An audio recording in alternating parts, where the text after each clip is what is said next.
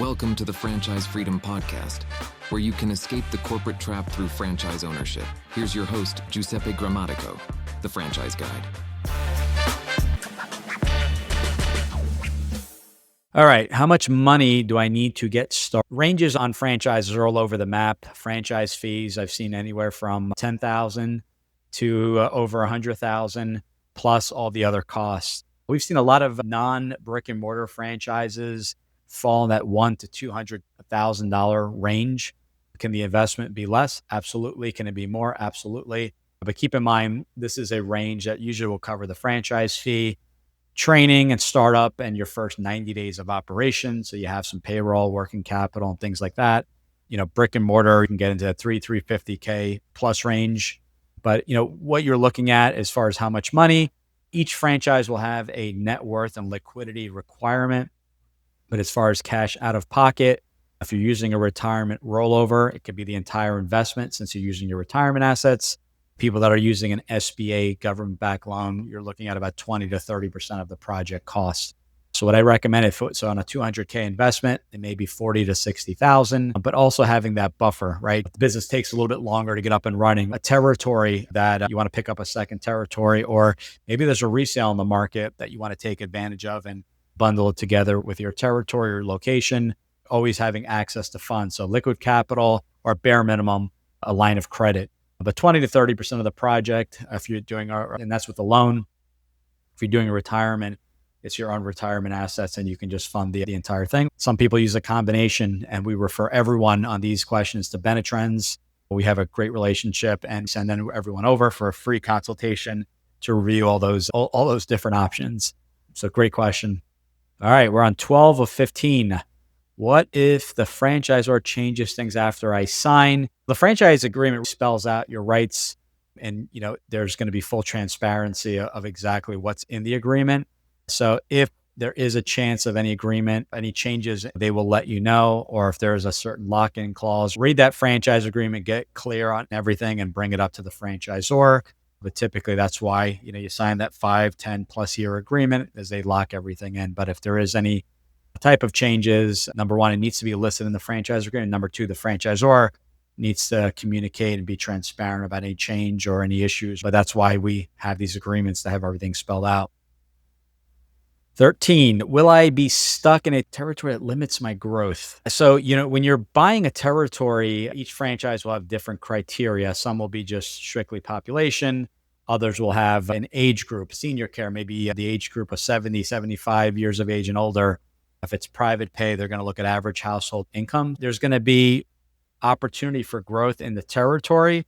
So in some cases, you're going to try to figure out what the average franchisee does in revenue, as well as profitability. So it may be one of those where you're looking at a second territory and doubling the population that you can go after. I wouldn't say it limits your growth, but you're definitely locked in so that you don't have other franchisees competing with you. You will potentially look at additional franchises for growth, or either with territory or staying in your territory, and what we call vertical expansion or brand stacking, where you're adding these complementary brands to complement. If you got the painting business and have relationship with 1,000 customers, you may add on a roofing business, cleaning business, anything involved with the home.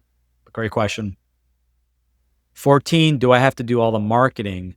No, it really depends on the franchise you buy. So a lot of the B2B type of franchises may not have marketing in-house, but they'll have you go out and network at the Chamber of Commerce. If you're providing a service, reducing expenses for small businesses, going to be a lot of chamber meetings, maybe some events, one-on-ones and things like that. Some, which is very common in home services, B2C, franchisor may handle all the virtual digital marketing for you.